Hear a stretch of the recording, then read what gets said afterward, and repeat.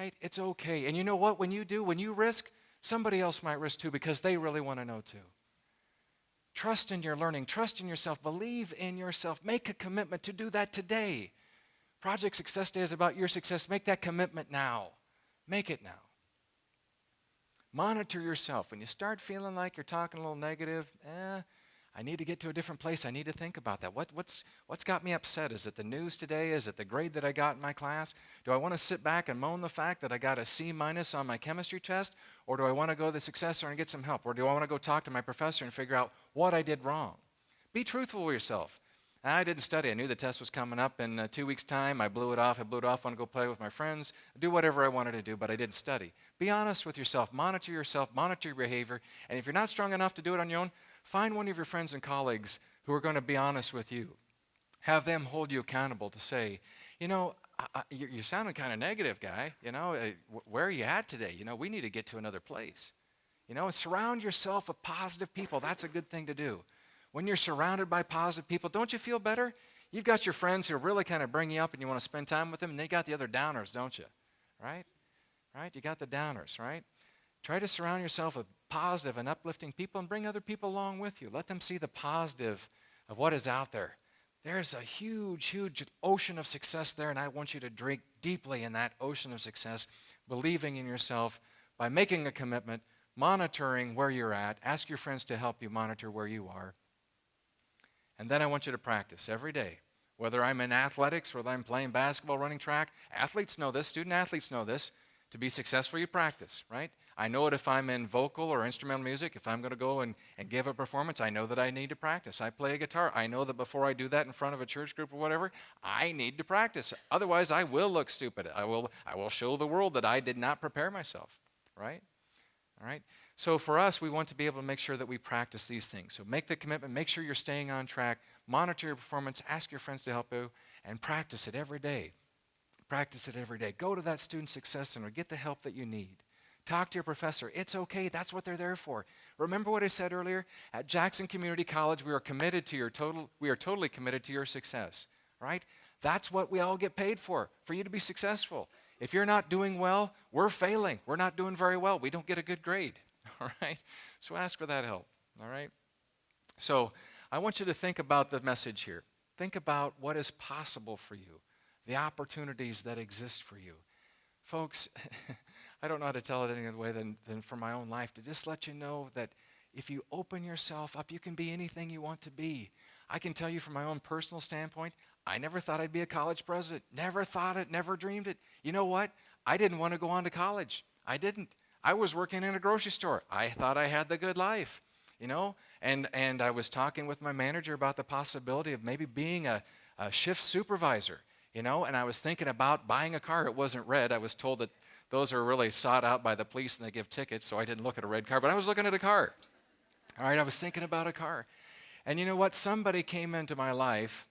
My grandmother took a particular interest in me, my mom and my dad. I did not want to go. In fact, when they told me that I was going to college, I didn't want to go. I got upset. I didn't want to. You mean to tell me that I have to leave this job? I've got the good life. I've got a car coming. I've got a girlfriend. Things are just fine. Leave me alone. I was upset with my folks. I remember going, they dropped me off there. I thought, what am I, trash? You're just leaving me behind? I talked to my manager on the phone. Okay, I'm just going to do this thing for my folks for one semester, and I'm going to go back. I'll go back. Hold that job for me. I'll come back. This is stupid. I'm coming back. I wasn't open to the possibilities for the first semester. And I went back over the summer, over the Christmas break, and I worked for a week during the summer, and my manager pulled me aside. A very bright man. He said, Dan, if you go back to that college and you pick up one more semester, you're going to have 1 year of education, and you get what they call a diploma for that. You've got 30 hours of college credit. That would be helpful for you in the future. Why don't you just try it? Was it really that bad? I went back. I wasn't very happy about it. And I said to my manager, will you hold my job for me? He said, yeah, go. And I went, and I found myself being more open to the possibilities, more open to student colleagues who had the same kind of problems that I did. I was afraid. I hated mathematics. I remember sitting down in the hallway crying because I couldn't figure out how to solve for X. I couldn't. I found out somebody who cared and wanted to help me. It was a teacher, not even in my math class. Somebody else who saw me crying in the hallway.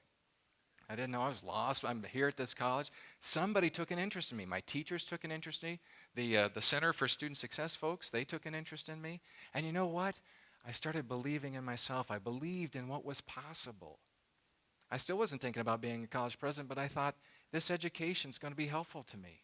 And I got more involved. I met some really cool people along the way, learned some good things along the way, learned how to speak a foreign language. I got to understand the universe and its complexity and its clock-like precision and how that all works.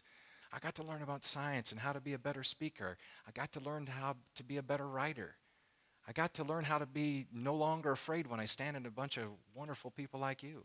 I got to learn a lot of things because I was open to that possibility. You can be changed just like the ebbing and flowing of a river if you're open to the possibilities. You can be a college president. You can be anything you want to be. Just like me, you can do that. I assure you that I have not lived the charmed life. I grew up in a very poor family. We lived in Iowa. For a long time in high school, I wore my grandfather's clothes. I was growing like a weed, my family said. And my grandfather was taller, and he was more slender. And so I wore his clothes because my parents couldn't afford to buy me clothes. People made fun of me because my grandfather, he had a particular interest in these kind of jumpsuit things, these single-piece things, and I felt embarrassed by that. So it wasn't the charm life, but if you believe, you set those goals, you practice, you monitor, make the commitment to yourself, and you keep trying and believing, and surround yourself with believing people as well, people who believe in you. Folks, anything is possible. Don't limit yourself. Remove those negative words about I don't want. Say what you want and go after it. Go after it. Okay? The workplace is changing too, and what part of a goal here is that we want to help get you ready for that changing workplace. It's changing in lots and lots of ways. It's changing by the minute. The kinds of industries and technologies that are out there are just amazing. Let me share with you a few little pieces here about upcoming occupations. There are lots of things related to these jobs, and I wanted to share with you some of the more dominant positions. If you're thinking about a career, you're not quite sure about where am I going to go, what am I going to do, you may be thinking, what career am I going to be able to get? What is the physical requirements of the job? What's the salary level and so forth? So we've assembled some information here about what constitutes a good job, and I just want to go through this. This was a document prepared by CNBC based on current information for the current year. And so these are the top 10 positions, and Amanda, I'll just let you go through them. So accounting and dealing with finances and related business courses, industrial design, if that's an area for you, if art is kind of your thing, industrial designing is a very important area. Sociology, I'll tell you what, I think we need sociologists more now than we've ever needed them before. We need to understand what's going on in the world and how we relate with one another.